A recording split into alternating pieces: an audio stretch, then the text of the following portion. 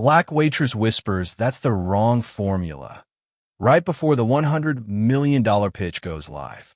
The crystal chandeliers of Manhattan's most exclusive private dining room cast shadows across documents worth $100 million as pharmaceutical CEO Jonathan Cross rehearses the pitch that will either secure the largest research grant in his company's history or destroy everything he's built over 2 decades.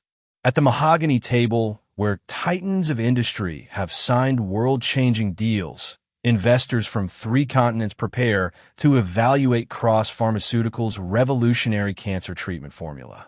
Behind them, unnoticed in her pressed uniform, 26-year-old Maya Washington refills water glasses with the invisible precision that 5 years of high-end service have perfected.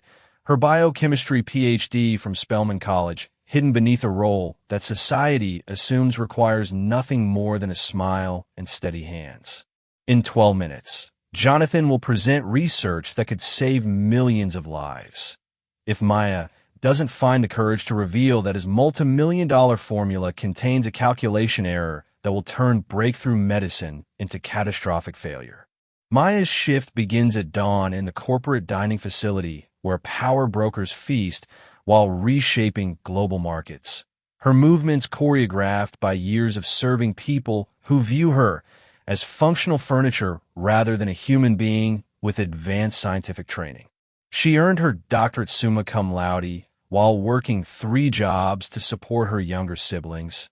Her thesis on molecular oncology earning recognition from professors who couldn't believe such innovative research came from someone who looked like her. Student loan debt exceeding $180,000 and a pharmaceutical industry that systematically excludes Black women from research positions forced her into service work that wastes her brilliant mind while enriching companies like the one she now serves. Their executives discussing her field of expertise while remaining completely blind to her qualifications. The irony cuts like a scalpel as she serves breakfast to men who built fortunes on the intellectual labor of people they'll never acknowledge, who patent discoveries made by researchers whose names disappear from final publications, who profit from innovations while the actual innovators struggle to survive in systems designed to extract knowledge while providing minimal compensation. Her uniform creates a cloak of invisibility that allows her to overhear conversations about cutting-edge research, to observe presentations of work she could improve if anyone bothered to ask her opinion rather than just requesting more coffee. Each morning, she watches Jonathan Cross hold court about pharmaceutical breakthroughs with the confidence of someone who's never actually worked in a laboratory, whose understanding of biochemistry comes from executive summaries rather than years spent manipulating molecular structures. Jonathan arrives each morning in his Maserati, his entrance accompanied by the reverence reserved for men whose bank accounts convince them they understand science better than the scientists who actually do the work. Maya observes from the shadows as he sweeps through the dining room, his expensive shoes clicking against marble floors she polished hours earlier, his presence commanding attention from investors who mistake wealth for wisdom. He built his pharmaceutical empire by acquiring smaller research companies, stripping them of valuable patents, and repackaging their discoveries under his corporate brand, while the original researchers fade into obscurity or struggle in underfunded academic positions. His success depends on armies of people like Maya, whose expertise enriches his presentations while remaining completely beneath his notice. The morning routine unfolds with corporate theater that Maya has learned to read like a scientific paper.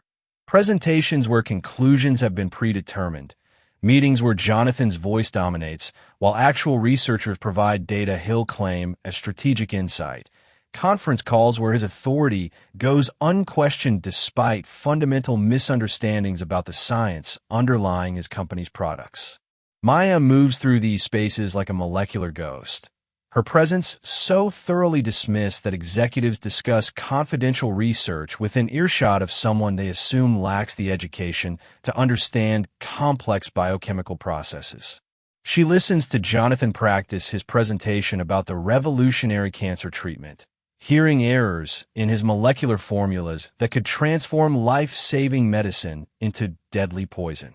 Today's stakes escalate beyond typical corporate negotiations as representatives from the World Health Organization, the Bill and Melinda Gates Foundation, and three major pharmaceutical companies gather to evaluate Jonathan's proposal for the largest cancer research grant in history. $100 million hangs in the balance of a presentation that could revolutionize treatment for childhood leukemia, bringing affordable therapy to children in developing nations where current treatments remain financially impossible. Maya continues her assigned service duties while processing the catastrophic implications of the molecular miscalculation she's identified in Jonathan's formula, an error so fundamental that it would transform breakthrough medicine into systematic toxicity, potentially killing the very children the research aims to save. The private dining room fills with anticipation as representatives from the world's most powerful health organizations review documents that could reshape cancer treatment for millions of children. Their conversations mixing hope for medical breakthrough with careful evaluation of scientific claims that seem too good to be true. Maya arranges place settings with meticulous precision while her trained eye processes the biochemical formulas displayed on Jonathan's presentation slides. Her molecular oncology expertise immediately identifying the calculation error that his team of consultants has somehow missed. The mistake is subtle but devastating. A misplacement of hydroxyl groups in the compound's molecular structure that would transform targeted therapy into systematic cellular damage, creating treatments more toxic than the cancers they're designed to cure. Jonathan's confidence radiates through the room as he reviews his notes one final time. His presentation polished through months of practice with communications consultants who focused on delivery rather than accuracy. Maya watches him gesture toward molecular diagrams with the authority of someone whose pharmaceutical education came from MBA programs rather than laboratory work, his explanations revealing fundamental misunderstandings about how the proposed compounds would actually interact with human cellular structures. The investors nod approvingly at projections that promise revolutionary treatments at fraction of current costs, the financial training preventing them from recognizing scientific impossibilities disguised as breakthrough innovation. As service continues, Maya overhears conversations that reveal the global implications of today's decision. Children's hospitals in sub-Saharan Africa have already begun preparing to implement the new treatment protocols. Medical schools in Southeast Asia are training pediatric oncologists in techniques based on Jonathan's published research. And pharmaceutical distributors have invested billions in manufacturing capabilities designed to produce the new compounds at scale. The WHO representative speaks passionately about bringing affordable cancer treatment to regions where children currently die from treatable diseases simply because effective medicine costs more than entire families earn in lifetimes. Their hope makes Maya's discovery more urgent and more terrifying. Millions of lives depend on research that contains errors potentially more deadly than the diseases it claims to cure. The pressure builds as Maya realizes that her position as invisible service staff makes intervention nearly impossible despite her expertise being exactly what this situation desperately needs. She's tried approaching junior researchers in the past with observations about flawed presentations, but her insights disappear into hierarchies that assume innovation flows downward from management rather than upward from people whose hands-on experience might reveal what theoretical analysis misses. The molecular miscalculation she's identified would be obvious to any trained biochemist who actually examined the data rather than just accepting Jonathan's executive summaries. But the room contains financial experts and policymakers rather than working scientists capable of recognizing systematic errors disguised as breakthrough research. With 15 minutes remaining before the presentation begins, Maya faces an impossible choice between preserving her employment and preventing what could become the largest medical disaster in pharmaceutical history. Her whispered warning could save millions of lives while simultaneously destroying her career in an industry that systematically punishes people who challenge authority, especially when that authority belongs to wealthy white men whose confidence often masks dangerous incompetence. The molecular formulas displayed on Jonathan's slides seem to mock her expertise. She understands exactly how to correct the errors that would transform toxic compounds into effective therapy. But her knowledge remains trapped behind assumptions about who deserves to speak when medical science intersects with corporate power. The presentation equipment hums to life as Jonathan prepares to broadcast his proposal to additional investors joining virtually from London, Tokyo, and Sao Paulo, the global audience representing pharmaceutical markets worth trillions of dollars and medical decisions affecting millions of children worldwide.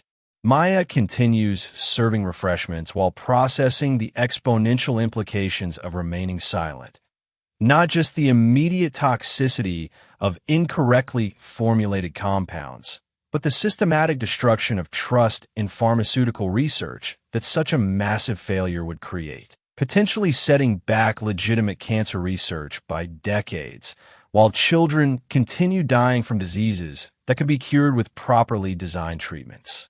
As Jonathan adjusts his microphone and reviews his opening remarks, Maya makes a decision that will define both their futures and potentially reshape how power and expertise intersect in industries that control life and death. She approaches his position with the careful precision of someone who has learned to navigate spaces where her presence is barely tolerated, her voice dropping to urgent whisper that carries the authority of someone whose training has prepared her to recognize molecular disasters before they become human tragedies. Mr. Cross, I'm sorry to interrupt, but there's an error in your molecular formula that could be extremely dangerous. The words hit Jonathan like molecular collision, his confident demeanor fragmenting as he processes the audacity of interruption from someone he's categorized as service staff rather than scientific colleague. His initial response reveals everything toxic about how pharmaceutical leadership maintains hierarchies that prioritize credentials over competence. Excuse me? I don't know what you think you overheard, but this presentation has been reviewed by teams of experts. I hardly think someone serving coffee is qualified to comment on advanced biochemical research. His dismissive tone creates nervous silence among the investors, their attention suddenly focused on interpersonal drama rather than scientific innovation. But Maya's expertise demands recognition regardless of social expectations about who gets to speak when corporate authority meets scientific accuracy. Mr. Cross, I have a PhD in biochemistry with specialization in molecular oncology. Your compound structure shows hydroxyl group placement that would create systematic cellular toxicity rather than targeted therapy. The molecular weight calculations are off by approximately 40 Daltons, which would make these treatments lethal to the very children you're trying to help. Her calm recitation of technical details creates stunned silence as everyone processes the implications of her words. Not just the potential medical disaster, but the revelation that someone they've completely ignored possesses exactly the expertise needed to evaluate Jonathan's claims. The WHO representative, Dr. Sarah Chun, immediately recognizes the significance of Maya's intervention despite the unusual circumstances of its delivery. MS, she prompts, her medical training overriding social protocols that would normally prevent engagement with service staff during high-level negotiations. Washington, Dr. Maya Washington, comes the reply, Maya's voice carrying new authority as her hidden credentials finally receive acknowledgement. I earned my doctorate from Spelman College and my postdoctoral training at Emory University's Cancer Research Center. I've been working in pharmaceutical service positions because industry hiring practices make it nearly impossible for people who look like me to find research positions that match our qualifications.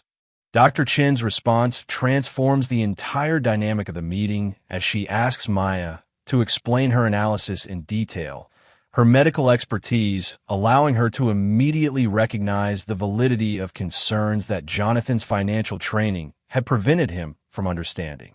As Maya sketches corrected molecular structures on the whiteboard, demonstrating exactly how the hydroxyl group repositioning would eliminate toxicity while preserving therapeutic effectiveness, the room fills with growing recognition that they've just witnessed the prevention of what could have been pharmaceutical history's most catastrophic error. Jonathan watches in stunned silence as the woman he dismissed reveals expertise that far exceeds his own understanding of the science underlying his company's research, her corrections elegant in their simplicity and devastating in their implications for his credibility and career. The silence that follows Maya's molecular analysis stretches like a chemical bond under stress, ready to break as the implications of her intervention ripple through minds trained to process financial risk, but suddenly confronted with the reality that their $100 million investment was about to fund systematic child poisoning rather than revolutionary cancer treatment. Jonathan's face cycles through confusion, rage, and something approaching terror as he realizes that his entire presentation has been exposed as fundamentally flawed by someone whose expertise as prejudice had rendered invisible despite 3 years of daily interaction. The investors exchange glances that speak volumes about liability, due diligence failures, and a collapse of confidence in leadership that can't recognize dangerous errors in its core scientific claims. Dr. Chun continues her questioning of Maya with the methodical precision of someone whose medical training has taught her to prioritize human life over corporate comfort. Dr. Washington, how long have you known about these molecular structure problems? Maya's response reveals the systematic waste of human expertise that characterizes American pharmaceutical development.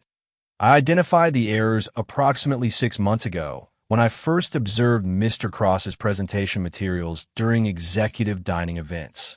I've attempted to raise concerns through appropriate channels, but my employment position apparently disqualifies me from providing input on scientific matters despite my advanced training in exactly these molecular processes.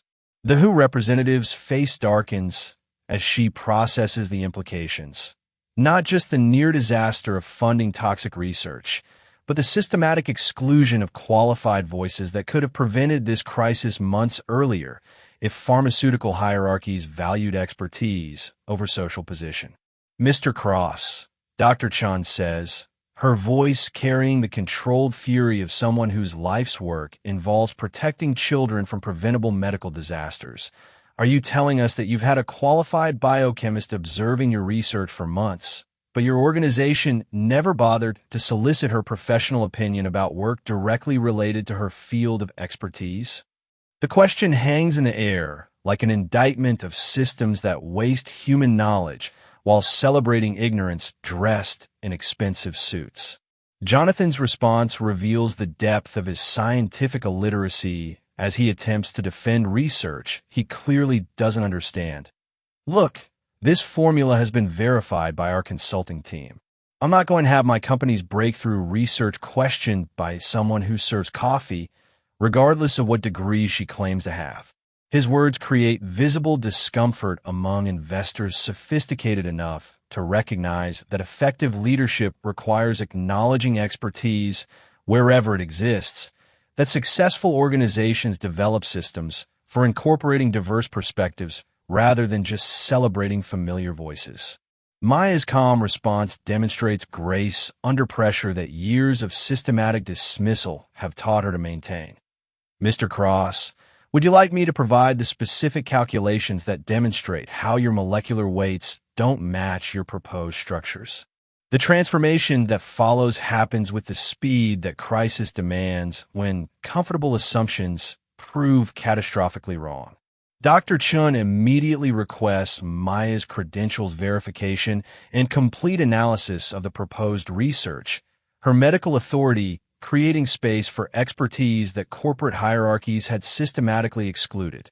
The other investors begin questioning not just the scientific accuracy of Jonathan's proposal, but the organizational competence of leadership that could overlook such fundamental errors while ignoring available expertise that could have prevented disaster.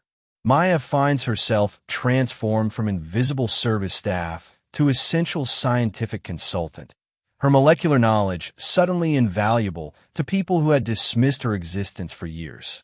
As the meeting shifts from investment presentation to damage control session, Maya faces the strange reality of finally receiving recognition for expertise that had always existed but never mattered to systems designed to reward credentials over competence, familiarity over intelligence, assumptions over actual knowledge.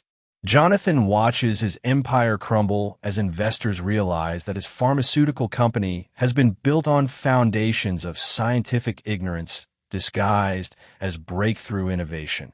His authority, evaporating as real expertise, displaces performance of knowledge.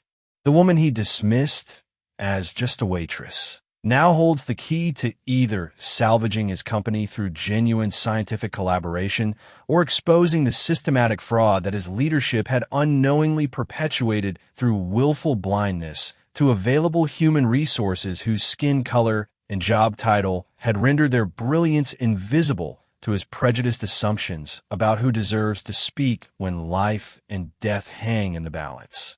3 hours later, the private dining room has been transformed into an impromptu scientific laboratory as Maya leads a comprehensive review of Cross Pharmaceuticals' entire research portfolio, her expertise revealing systematic errors throughout Jonathan's company that extend far beyond the cancer treatment proposal. Dr. Chun coordinates with WHO headquarters to delay implementation of treatment protocols that could have killed thousands of children, while other investors grapple with the reality that their due diligence processes had failed to detect fundamental scientific flaws that proper expert review could have identified immediately. Maya's molecular corrections don't just fix the immediate problems. They reveal pathways to breakthrough treatments that are both safer and more effective than anything Jonathan's team had imagined possible. The revelation forces a complete restructuring of how pharmaceutical research intersects with investment decisions, as organizations realize that financial analysis cannot substitute for scientific expertise when evaluating medical innovations that affect human lives. Maya receives immediate offers from multiple pharmaceutical companies, research universities, and medical foundations, her expertise suddenly valuable to institutions that had systematically excluded her from consideration when her qualifications were hidden behind service work uniform. But more importantly, her intervention creates precedent for including diverse scientific voices in research evaluation, challenging systems that had wasted human knowledge through assumptions about who deserves to speak when breakthrough thinking requires recognizing excellence wherever it appears. Jonathan faces the complete collapse of his pharmaceutical empire as regulatory agencies launch investigations into research practices that had prioritized marketing over molecular accuracy, profit over patient safety, corporate hierarchy over scientific expertise. His company's stock price plummets as investors realize that his leadership had created systematic liability through willful ignorance of available scientific resources whose expertise could have prevented disaster while improving research outcomes. The man who had dismissed Maya's warnings now watches her receive recognition from the same organizations that are simultaneously destroying his career for systematic failures that her expertise could have prevented if prejudice hadn't rendered her invisible despite years of daily interaction. Maya's transformation from invisible waitress to acclaimed biochemist becomes a case study in how organizational bias wastes human resources while creating systematic vulnerabilities that threaten both financial performance and human welfare. She accepts a position as Chief Scientific Officer with a foundation dedicated to developing affordable cancer treatments for children in developing nations. Her molecular expertise finally aligned with institutions that value results over assumptions about who deserves opportunities to innovate. Her corrected formulas become the foundation for treatments that will save millions of lives while costing fraction of previous therapeutic options, proving that inclusive practices aren't just morally correct, but practically necessary for breakthrough innovation. The dining room where Maya once served coffee to men who dismissed her expertise now hosts scientific conferences where her research sets global standards for pediatric oncology treatment. She speaks at medical schools about molecular innovation, at business schools about recognizing expertise regardless of its packaging, and at pharmaceutical companies about the importance of inclusive research practices that incorporate diverse perspectives rather than just celebrating familiar voices. Her story becomes legend, not because it's unique, but because it represents millions of brilliant minds whose expertise remains wasted through systematic exclusion, whose knowledge could solve humanity's greatest challenges if organizations chose competence over comfort when innovation requires recognizing excellence wherever it appears. 2 years later, Maya stands before the United Nations General Assembly presenting research that has revolutionized cancer treatment for children worldwide, her molecular innovations saving thousands of lives while establishing new standards for affordable medicine that could transform how pharmaceutical companies approach both research and human welfare.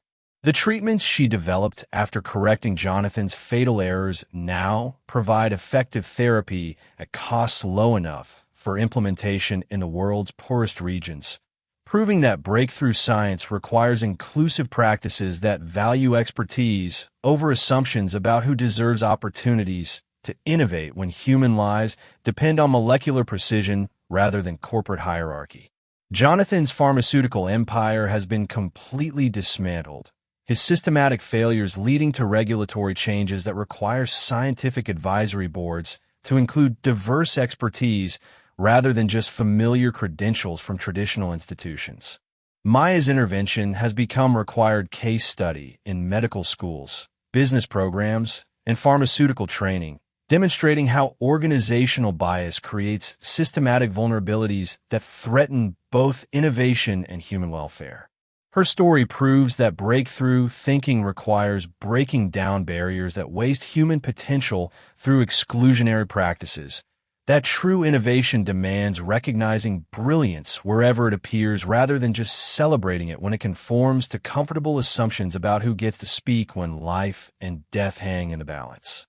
The foundation Maya leads now employs hundreds of researchers from backgrounds traditionally excluded from pharmaceutical development. Their diverse perspectives driving innovations that established companies couldn't achieve through homogeneous teams that mistake familiarity for competence. Her molecular research has eliminated toxicity from multiple cancer treatments while reducing production costs by over 80%, making effective therapy accessible to children whose families previously faced impossible choices between medical care and basic survival. The woman Jonathan dismissed as just a waitress now oversees research budgets exceeding his former company's entire valuation. Her expertise finally recognized by institutions that understand innovation requires inclusive practices rather than just expensive credentials from elite institutions. Maya's success has inspired systematic changes in how pharmaceutical research identifies and develops talent, with major companies establishing programs to recognize expertise that exists outside traditional pathways, creating opportunities for brilliant minds whose knowledge have been wasted through systematic exclusion based on characteristics unrelated to scientific capability. Her molecular formulas now appear in medical textbooks alongside her story, teaching future doctors and researchers about both breakthrough science and the importance of listening to expertise regardless of its social packaging. The dining room where she once served coffee to men who ignored her brilliance now displays her Nobel Prize, awarded for research that transformed pediatric oncology while demonstrating that life-saving innovation requires recognizing human worth beyond corporate hierarchies.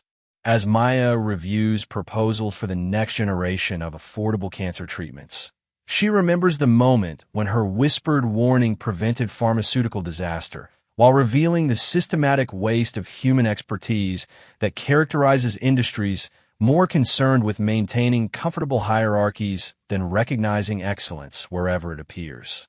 Her intervention saved not just millions of children's lives, but transformed how society understands the relationship between expertise and authority, between knowledge and recognition, between human potential and organizational practices that either waste or develop the intellectual resources that could solve humanity's greatest challenges.